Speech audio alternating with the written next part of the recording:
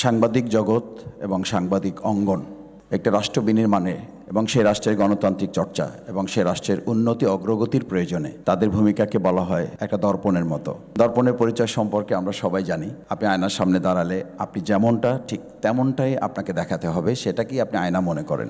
সেটা যেমন নিরপেক্ষভাবে আপনাকে তুলে ধরে, আমরা আমাদের দর্পণ এই সংবাদ মাধ্যম তাদের কাছেও আমাদের আমিরে জামাত ডাক্তার শফিকুর রহমান বারবার, বিশেষ করে 2024 সালের 5ই আগস্টের পর বলে আসছি, আপনারা বিগত 15 বছরের মতো আর কাউকে বিদেশে চলে যেতে হয়, পালাতে হয়, এরকম করে আমাদের তুলে ধরবেন না, আমাদেরকে তৈরি করবেন না। সেক্ষেত্রে আমাদের যেমন সীমাবদ্ধতা আছে, আমাদের দুর্বলতা আছে, ব্যক্তিগতভাবে আমাদের ত্রুটি আছে, সেগুলোকে তুলে ধরে আমাদেরকে শাসন করার দায়িত্ব আপনাদের আছে।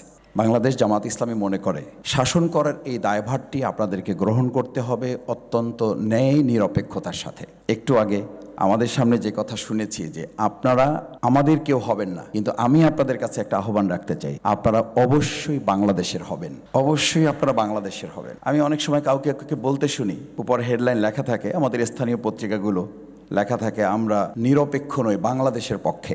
এই যে কথাটি লেখা থাকে, এই কথাটার তো একটা মানে আছে, খুব সহজ কথা।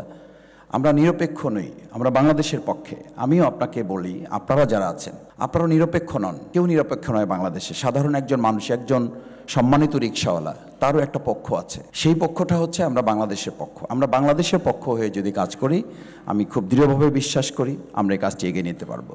দ্বিতীয় এবং শেষ কথা হচ্ছে, সম্মানিত রাজনীতিবিদ নেতৃবৃন্দ এখানে আছেন, সাংবাদিক বৃন্দ অভিজ্ঞ যারা, তারা এখানে আছেন, সিনিয়র সাংবাদিকরা আছেন। আমাদের দুটো কাজ অত্যন্ত গুরুত্বপূর্ণ। একটা হচ্ছে জনগণকে সাথে নিয়ে আমাদের নিজেদের মধ্যে ঐক্যের বিনির্মাণের ক্ষেত্রে সৌজন্যতা আরও কিভাবে এগিয়ে নিয়ে যায়, সেটার জন্য সাংবাদিক জগৎ পত্রিকায় যে লেখাটা তুলে ধরেন, সেই তুলে ধরার ক্ষেত্রে ঐক্য বিনির্মাণে ভাষাগত একজন রাজনীতিবিদ যে ভাষা বলেন, সেই ভাষাটাকে তুলে ধরার দায়িত্ব কিন্তু সাংবাদিকদের।